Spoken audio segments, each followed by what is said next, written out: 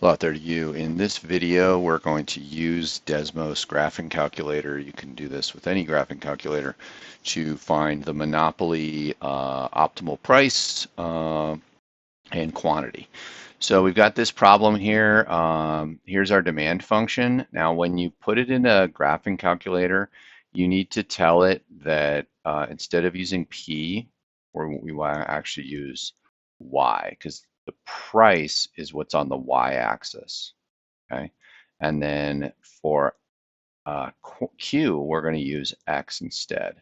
So 0.5 is the same as 1/2. So if I were to rewrite this, this gives us our demand curve or demand function here. So it'll be Y, instead of P equals 120 minus 1/2 Q, we're going to say Y equals 120 minus 1/2 Q. Okay, so Y, let's put that in there, equals 120 minus 1/2 X. And then if you zoom out on the graphing calculator, we'll see the demand curve right there. Now, say you wanted to change the color, you can click here.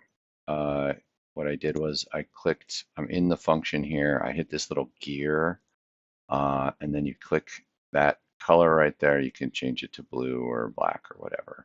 If you wanted to change, I think you can change the thickness. No, I can't see that.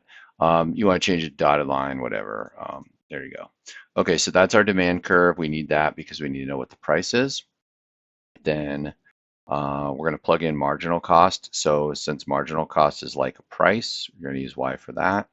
And since Q is an X value, which is the X axis, we're going to use that. So that this marginal cost function becomes Y equals 60 plus 2X. Okay, that's our marginal cost function. And then we need our marginal revenue, because what we're solving for is where marginal revenue equals marginal cost. So we already know the marginal cost. That's 60 plus 2, in this case, X, or Q, same thing. To get this, we can actually just use our trick. So if you want the marginal revenue of a function, you can just multiply when it's linear, when it's a straight line, you can just multiply this by 2.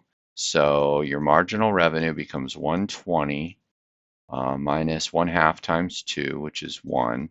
This would be Q. Now that's kind of redundant, so this is just like saying 120 minus Q.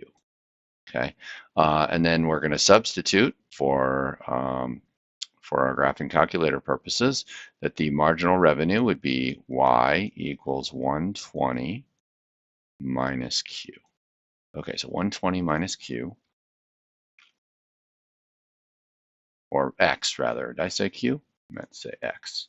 Yeah, so change that up to X right there. Okay, so now I've got these three. Two of them are blue. That's bad. So let's change the color to orange there. Okay. So now I can see where marginal revenue and marginal cost cross. They cross right there.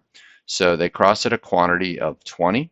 So we're going to write that down. That's the quantity there. And then we follow this up to the demand curve, which tells us the price, which is 110. So the profit maximizing price is 110. Profit maximizing quantity is 20. And we're pretty much done with that part of the problem. For profit, we don't know what the fixed costs are. Let's say the fixed costs are 0. So what you can do is just calculate total revenue and then calculate total cost by plugging in your 20 into that marginal cost function, and then plug in for total revenue. Total revenue is just going to be price times quantity. Now, the last question here, and then the difference between those two. Last question here is set the price of 120, and they can sell all that they want, price of 120. So we're just going to go where the price is 120, and they can sell as many as they want. So we just follow that to where,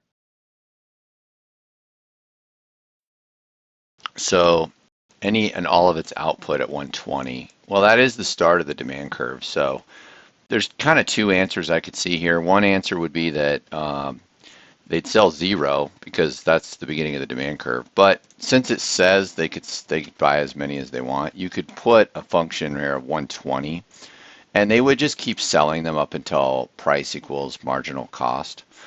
So now they would sell 30 units, okay, instead.